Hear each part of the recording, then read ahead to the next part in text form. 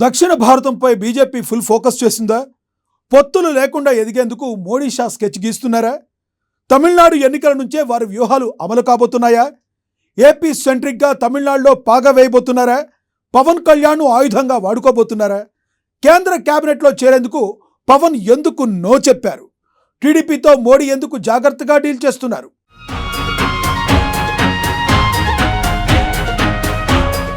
దక్షిణాది రాష్ట్రాలపై BJP focus. Party పటిష్టతే లక్ష్యంగా కొత్త వ్యూహాలు.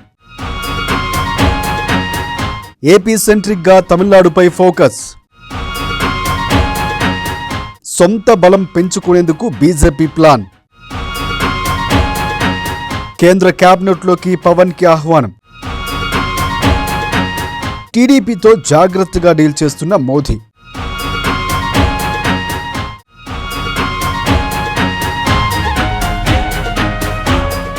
దక్షిణాది రాష్ట్రాల్లో పార్టీ బలోపేతంపై బీజేపీ దృష్టి సారించింది.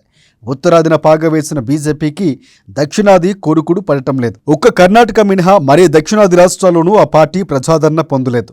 దీంతో దక్షిణాదిలో పార్టీ పటిష్టతే లక్ష్యంగా కొత్త వ్యూహాలు, ప్రణాళికలు రచిస్తోంది. ఒకవైపు దక్షిణాది రాష్ట్రాల్లో ప్రాంతీయ పార్టీలతో పొత్తులతో కొనసాగుతూనే సొంతంగా బలోపేతం కావటానికి ప్రయత్నాలు చేస్తోంది.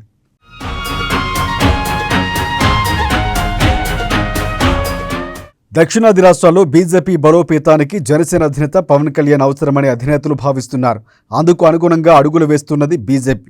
ఆంధ్రప్రదేశ్ను సెంట్రిక్గా చూసుకొని తమిళనాడులో పాగా వేయాలన్నది ఆ పార్టీ వ్యూహంగా కనిపిస్తోంది.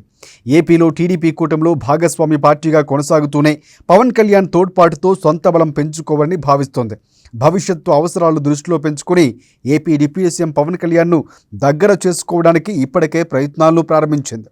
ఇప్పటికే ఏపీలో హిందుత్వంకు బ్రాండ్ అంబాసిడర్గా పవన్ కళ్యాణ్ తనను తాను ఫోకస్ చేసుకుంటున్నారు. అదే సమయంలో బీజేపీ కూడా పవన్కు అత్యంత ప్రాధాన్యతనిస్తోంది. అంతేకాకుండా కేంద్ర కేబినెట్ విస్తరణకు కసరత్తులు చేస్తున్న మోదీ సర్కార్ తన కేబినెట్లో జనసేన అధినేత పవన్ కళ్యాణ్కు బెర్త్ ఆఫర్ చేసినట్లు కూడా ఒక ప్రచారం నడుస్తోంది.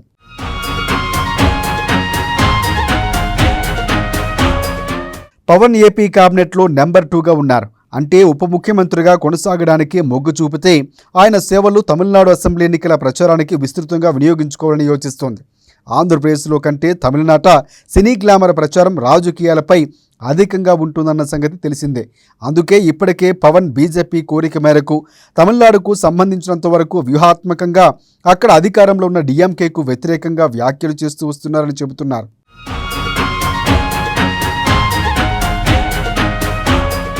ఇక టీడీపీకి కూడా బీజేపీ తాయిలాలు ఇచ్చి కేంద్రంలో మోదీ సర్కారుకు ఎటువంటి ఇబ్బందులు తలెత్తకుండా ఉండేలా జాగ్రత్తలు తీసుకుంటుంది. సాధ్యమైనంత త్వరలో పలు రాష్ట్రాలకు గవర్నర్ల నియామకం చేయాలన్న ఉద్దేశంతో ఉన్న బీజేపీ టీడీపీ నుంచి ఒకరిద్దరికి గవర్నర్ పదవి ఇవ్వాలని కూడా నిర్ణయించింది. ఇప్పటికే చంద్రబాబుకు సమాచారం ఇచ్చినట్లు చెబుతున్నారు. పార్టీ నుంచి ఎవరిని ఎంపిక చేయాలన్న విషయంలో చంద్రబాబు ఇప్పటికే కసరత్తులు మొదలుపెట్టారని కూడా తెలుస్తోంది. మొత్తం మీద దక్షిణాదిలో బలపడటం కోసం బీజేపీ పార్టీ వ్యూహాత్మకంగా ఆంధ్రప్రదేశ్ పైనే ఆధారపడి ఉందన్న విషయం జోరుగా సాగుతోంది.